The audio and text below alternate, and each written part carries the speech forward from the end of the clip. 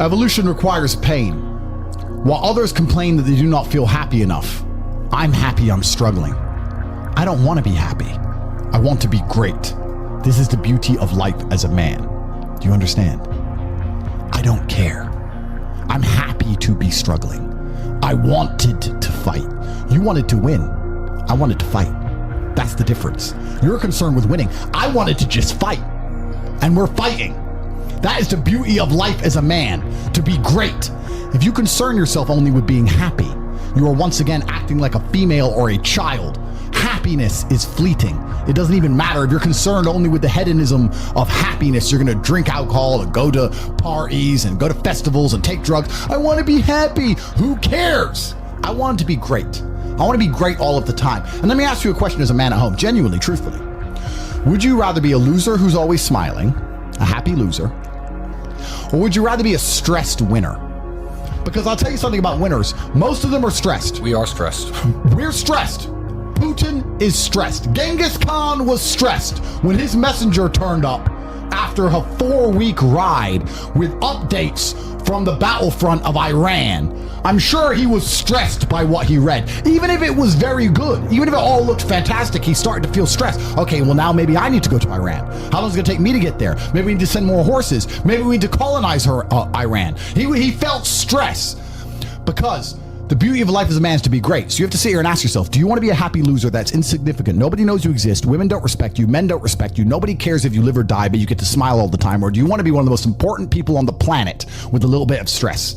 I am brilliant because I've decided to be brilliant. And if I have to sacrifice happiness to be brilliant, then that's fine. You know what the great thing about it is? You know what's amazing what God gives, how the whole world becomes full circle? If you stop caring about being happy and you start caring instead about being great, guess what you end up being? Great. Along with great. And you know what? Yeah, happy. You end up happy if you forget about happiness and try to become great. You will never be successful if you're concerned about being happy, so forget about it. I like to consider myself a wise old man, and I'm trying my best to encourage and instigate a revolution amongst the youth where men take absolute self-accountability and they believe in themselves and they take responsibility for absolutely everything.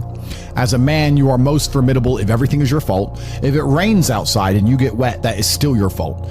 Can you control the rain? No. Could you have brought an umbrella? Yes. You need to blame yourself for all things, the good and the bad. And by doing this, you take absolute self-accountability, which allows you to build a mental model in which you will find solutions, 1. 2, avoid trouble because you know that anything bad happens to you is your fault. And 3, be the most fearsome competitor possible because we're living in a very competitive world nowadays amongst the elites. The people who understand that you're living inside of a fish tank are trying very hard to get out. And you have to make sure that you can outrun some of them if you want to escape. It's an age-old adage. If a bear is chasing a group of people, you do not have to be the fastest one. You just have to be faster than the slowest. The slowest person is going to die. So as long as you're ahead of the majority of people, you stand a very good chance of avoiding slavery. Being a powerful man isn't always about furious anger and instilling fear. As enemies attempt to attack your energy and lower your vibration, understand this: power is untouchable. Power may notice, but it doesn't care. Sometimes power is simply not giving a fuck. Being a powerful man isn't always about furious anger and instilling fear, meaning sometimes it is. You need to retain the capability to instill fear with furious anger. A man who cannot do that is not a man. It is one of the cards you need to have in your deck. However, more often than not, when you're in a true position of power, you will play the alternate card, which I'm describing here as simply not caring. How can you not give a fuck about things? Well, I'll tell you how. If you're filthy rich and you have a strong network of people around you who you trust, and you have a good family, and you have beautiful children, and you have women who love you, and you have beautiful supercars, you live with your best friends in a compound, you have armed guards, and you're proud of yourself, and you're strong, and you train hard every day, and you're monumentally successful, and all of your dreams come true, and if you want something, you can instantly snap it up. You want a Pagani, you want a Bugatti, you want a $25 million apartment, anything you want, you buy. It's very easy to not give a shit about the opinions of people who don't have one fraction of your success. And what these people are trying to do is drag me, I'm using me as an example, but we can also use it for you. When you have true power, they're trying to drag you down. They're not trying to elevate themselves. They're trying to drag you down, which is a very different thing, because it's amazing how God rewards those who are trying to build and create and elevate, and how it punishes those who are simply trying to destroy and be spiteful and negative. And these people are going to dedicate hours and hours and millions of hours of their life towards a certain cause. Thank you. To try and drag people down who they cannot affect because they're already too powerful and too large. And they're wasting their own human experience, and they're not progressing or advancing themselves in any way. They will stay brokies, and we will stay rich forever. So the lesson here is that you need to get to a position where ignoring people is a move in which you're guaranteed success. You can ignore people completely and they are benefiting you. And that comes from a position of power. And I think a lot of you at home right now, you may not be in our position, but if you're already working hard, you're already going to the gym, you're already training, you make sure that you're getting as much muscles as possible, as much money as possible, you're dedicated, you don't sleep in, you don't waste your time, you don't smoke weed, you don't play video games, you're focused on trying to become fantastic as a person. You can just ignore that girl. That girl who broke your heart or cheated on you, just ignore her. The most powerful move you can make is ignore her. Yeah, you could yell at her. Yeah, you could try and make her scared of you, blah, blah, right? That's not going to work. The powerful move is just to completely ignore her because you're on your ascent. She is likely on her descent. She likely has no intention of improving herself, no intention of becoming richer, no intention of becoming better looking. Time is against her. As she gets older, she's going to lose her looks. You're going to continue your ascent, and she's going to have to watch you for the rest of her life be the man that she could have been with that she's no longer good enough for. The best thing you can do is simply ignore. That is the powerful move. And it's the same with also men. It's not even a gendered argument. There's men who want to be your friends right now, who wanted to be your friend, and they did something wrong to you.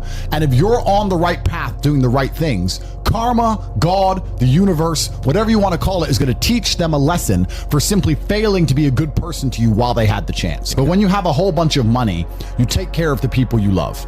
And that's the masculine prerogative. And even my brother and I, anyone who's been loyal to us, who's on our team, we monumentally reward. And everyone who ever displayed cowardice or sold us out or made mistakes massively regrets it, because they see how well we treat the people who are close to us. If you lack somewhere, excel somewhere else. Counter your weaknesses by honing other capabilities. If you're ugly, become filthy rich. If you're poor, be as strong as an ox. Life is unfair. The primary focus of your energies is to balance the books. And there's two different ways you could interpret that. You can, obviously, increase the attributes that you are lacking. If you have the ability to train, because a lot of people don't. Some people are born without arms and legs, but you, with 2 arms and 2 legs, are sitting at home jerking off to Pornhub, flabby and fat. If you have the ability to train, you should be doing it. But also, there are some things that some people are just better at, and you can counteract that problem by teaming up with people who compensate for your weaknesses. People who are strong in areas where you are weak, and you team up with people where you are strong in areas where they are weak. I don't think between the people in this house and our group of friends, we lack anything. Correct. Anything. Correct. Literally anything. We can sit as a group and have a conversation about anything with anyone in the world and give useful insight and change people's lives for the better, because although I am not perfect, our team compensates one for each other. And that's the point of brotherhood. So excel in one area if you lack in others. I have people say to me, Andrew, I'm short. What do I do? I'm short. Okay, God made you short. Fine, good. Doesn't matter. You can't change it. What you can do is become as strong as an ox and become filthy rich and monumentally important and extremely influential. You can do that. People say, I'm poor. You should be strong. Oh, I'm strong, but I don't have any money. Okay, then teach others to be strong. Yes. There's always a way you can take your advantages and use them. And by teaming up with other men, other people, you can build a team in which there are no weaknesses. So if you have a disadvantage, you also have somewhere God has given you a distinct advantage over others. And it is your duty to excel in that realm. It is your duty to become so monumentally influential and powerful within that specific criteria in which you have the capability to be brilliant, that your weaknesses no longer appear, because they can be simply overshadowed by your network or overshadowed by your absolute competence. By constructing the correct mindset, you can be in the exact same scenario you're currently in, living the exact same life with a different mental model in which you view the world, and you will not only feel more powerful. You will be more powerful. You'll achieve more amazing things. You will be greater. You will be happier with the same car, the same woman, the same house, the same income, the same everything, but your mind changes the lens in which you view the world. Lenses change things. Rose-tinted glasses, perhaps dark glasses. You can put glasses on, change the lens, and you can view the world differently by changing how your mind is constructed and put together and the way you view the world. That is the point of mental Aikido.